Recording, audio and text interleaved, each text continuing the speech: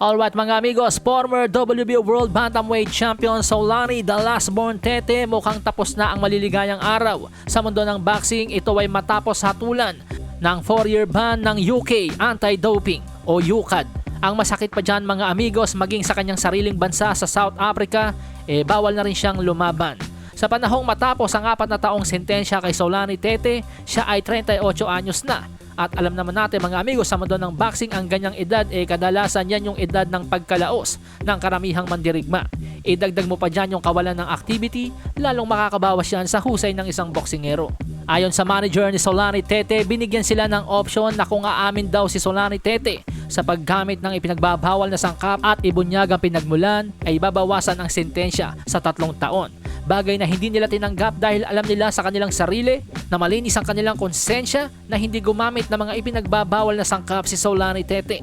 Lalo na't alam nito na before and after the fight ay may mga drug test. Samantala may mga boxing fans naman mga amigos na naglabas ng kanilang saloobin at idinetalye ang ilang inconsistency sa mga pagbibigay ng parusa sa mga boksingero na tila may favoritism o kinikilingan. Ito nga daw po ang ilan sa mga halimbawa. Solani Tete, 4 na taong pagkaban dahil sa Stanosolol. Amir Khan, 2 taong pagkaban dahil sa Ostarin. Philip Bose, 4 na taong pagkaban dahil sa Ostarin. Lucas Brown, 6 months dahil din sa Ostarin. Liam Cameron, 4 years dahil sa cocaine.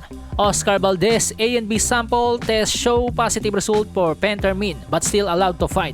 No ban. Kung atin nga pong matatandaan, itinuloy yung laban ni Oscar Valdez noon kay Robson Conceição noong 2021 matapos magpositibo sa Pentermin. Eric Morales tested positive for the banned substance clenbuterol and still fought Danny Garcia way back 2012. Kid Galahad, 2 years for Stanosolol, reduced to 18 months as said his brother put it in his protein drink following a heated argument. Canelo Alvarez received a minimal suspension for his failed test for clenbuterol, blaming it on Mexican beef. 6 months lang yung naging parusa kay Canelo Alvarez noong 2018. Tyson Fury tested positive for nandrolone and received a backdated 2-year ban after saying it was due to consuming uncastrated wild boar.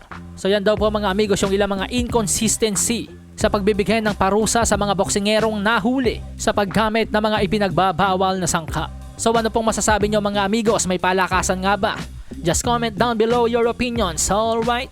Alasahin ang baraha, patunayan mo sa'kin ha. Sino man ang mabunot na kalaban, di ka tatakbo ha. Sa bayan ko sa bayan, papalag ako para sa bayan.